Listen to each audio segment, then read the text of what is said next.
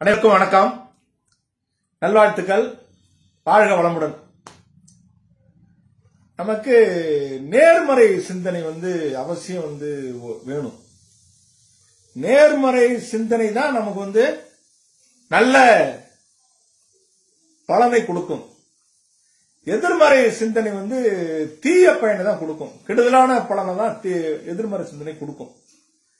அதுதான் நம்ம என்ன செய்யறோமோ அதுதான் திரும்பி நமக்கு கிடைக்கும். நம்ம பிறருக்கு என்ன செய்யறோமோ அதுதான் நமக்கு கிடைக்கும். நம்ம பிறருக்கு உதவி பண்ணோம்னா நமக்கு அடுத்தவங்க யாராவது உதவி பண்ணுவாங்க. அவங்க செய்யணும் கூட அவசியம் கிடையாது. வேற யாராவது அடுத்தவங்க நமக்கு உதவி பண்ணுவாங்க. நம்ம ஒருத்தருக்கு கெடுதல் பண்ணோம்னா அவன் அந்த நம்மளால பாதிக்கப்பட்டவர் கூட நமக்கு கெடுதல் பண்ணணும்னு அவசியம் இல்ல. வேற யாராவது ஒருத்தர் மாற்று வழியில நமக்கு கெடுதல் பண்ணுவாங்க. இது யதார்த்த வாழ்க்கை இதுதான். இது ரொம்ப பேர் காலையில ரொம்ப பேர் புரிஞ்சுக்கிறது இல்லை. இதை புரியாத தன்மை தான் ஒரு காலையில நம்ம ஒருத்தருக்கு இடையூறு பண்ணிருப்போம். காலையிலயோ நேற்று முன்தினமோ ஒரு இடையூறு பண்ணிருப்போம். நமக்கு அன்னைக்கு சாயந்தரமோ அல்ல அன்னைக்கு காலையிலயோ அன்னைக்கு 2 நாள் கழிச்சோ யாராவது வேற ஒரு ஆளு பெரிய இடையூறு பண்ணுவாங்க. நம்ம அதையும் ஜாயின் பண்றது இல்ல. அது தனி சம்பவம், இது தனி சம்பவம்னு பார்த்துட்டு போயிடுறோம். அது மாதிரி பார்க்க கூடாது. நம்ம அந்த இடையூறு நம்ம பண்ணோம்னா நமக்கு வேற ஒருத்தங்க அந்த இடையூறு பண்ணிருக்க மாட்டாங்க அப்படிங்கறது மாதிரி நேர்மறை சிந்தனையா நம்ம செயல்படணும். நேர்மறையா சிந்தனையா செயல்பட்டோம்னா நம்ம வாழ்க்கை சிறப்பா இருக்கும். அடுத்தவங்களுக்கு தப்பு பண்ணா அடுத்தவங்களுக்கு இடையூறு பண்ணோம்னா அந்த உறுத்தல் நம்ம மனசுல இருந்துட்டு இருக்கும். அந்த உறுத்தல் நம்ம மனசுல இருக்கக்கூடாது. நம்ம யாருக்கும் கெடுதல் பண்ணல அப்படின்னு நம்ம மன அழுத்தம் இல்லாம இருக்கலாம். மன அழுத்தம் இல்லாம இருக்கலாம். நம்ம அடுத்தவனுக்கு கெடுதலே செய்துட்டு இருந்தோம்னு வச்சுங்க, நமக்கு வேணா நம்ம வெளியில வேணா யார்த்தையும் சொல்லாம இருக்கலாம்.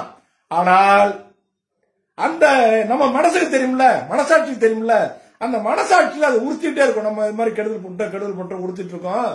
அது நமக்கு நல்ல பலனை கொடுக்காது. அதனால முடிஞ்ச வரைக்கும் நம்ம நல்லது செய்யணும். அப்படி இல்லைன்னா கெடுதலாவது செய்யாம இருக்கணும். முடிஞ்சா நல்லது செய்யுங்க, இல்லைன்னா யாருக்கும் கெடுதல் செய்யாம இருக்கக்கூடாது. அதுக்காக ஒரு சின்ன கதை ஒண்ணு, சின்ன கதை தான், கொஞ்சம் என்னன்னு கேளுங்க. ஒரு வீட்டுல ஒரு அம்மா, அவங்களுக்கு ஒரு பையன், 2 பேர் தான் வீட்டுல. அவங்க அந்த அம்மாவுக்கு கணவர் கிடையாது.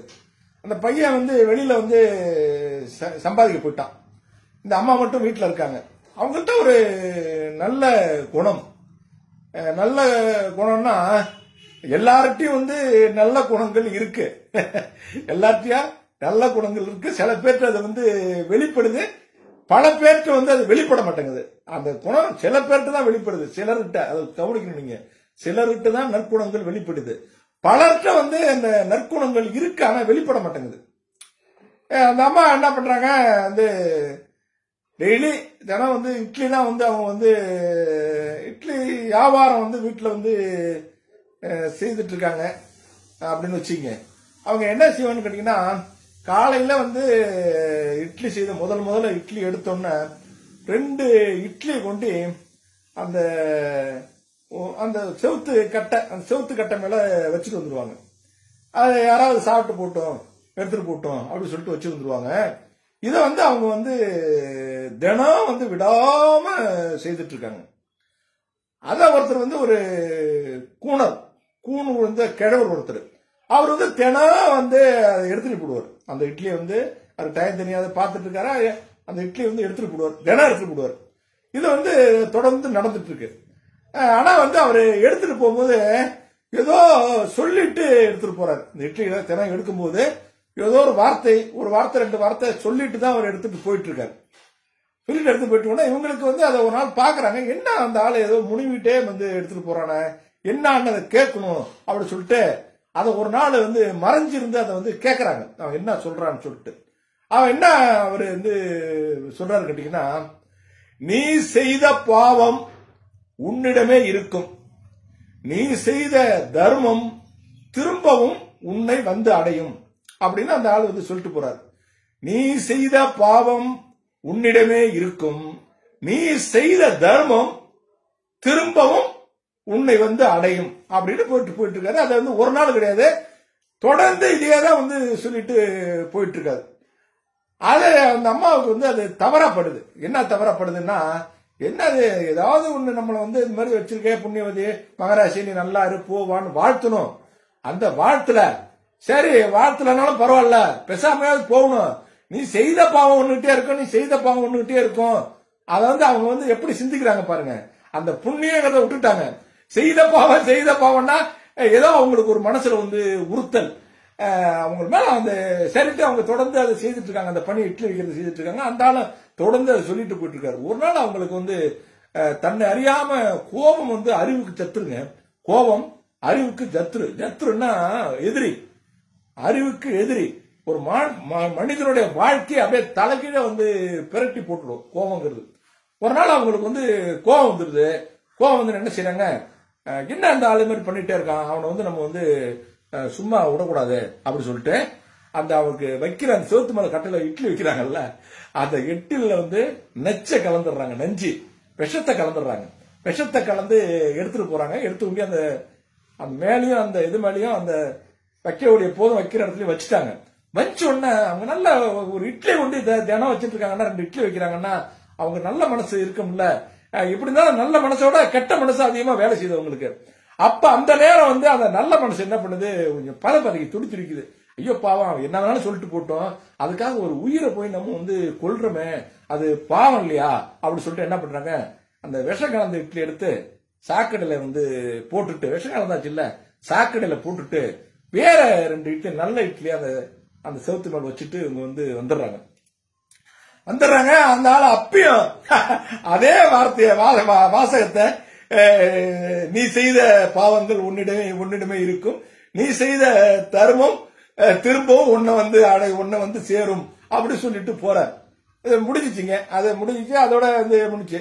அப்படியே அன்னைக்கு வந்து மதியமா அவன் பையன் வெளியில போயிருந்தான்ல, அந்த பையன் வந்து வீட்டுக்கு வந்து வரான். வீட்டுக்கு வந்தோம்னா ரொம்ப அலங்கோலமா ரொம்ப தள்ளாடி வந்து வீட்டுக்குள்ள நுழைறான். அவங்க அம்மா பார்த்தோன்னு அப்படியே பதறிடுறாங்க. என்ன பாச்சு, ஏது பாச்சு, ஏன்பா எப்படி பதறான்? பெற்ற மனம் இல்லையா, பெற்ற மனம் பித்து, பெற்ற மனம் பித்து, பிள்ளை மனம் கல்லு அப்படி சொல்லுவாங்க. ஏன்பா என்னப்பா சொல்லி பதறாங்க. ஒண்ணும் இல்லம்மா, நான் வந்து போன கம்பெனி வந்து இழுத்து வந்து மூடிட்டாங்கம்மா, எனக்கு சம்பளமே வந்து எனக்கு வந்து கிட்டத்தட்ட வந்து இடையில 1 வருஷமா சம்பளமே கொடுக்கல.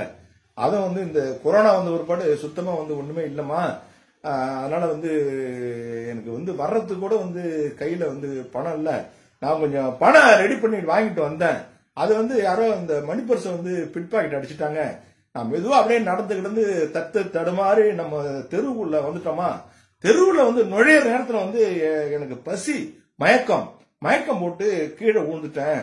அந்த நேரம் அந்த மரத்தடில இருந்த ஒரு கூன் கிழவரை வந்து என்னை வந்து தூக்கி முகத்துல தண்ணி தெளிச்சு மயக்கம் தெளிய வச்சு அந்த இட்லி எல்லாம், இந்த 2 இட்லி எனக்கு வந்து ஊட்டி விட்டு தண்ணி எல்லாம் கொடுத்து கொஞ்சம் ஆசுவாசப்படுத்தி அனுப்பி விட்டாருமா.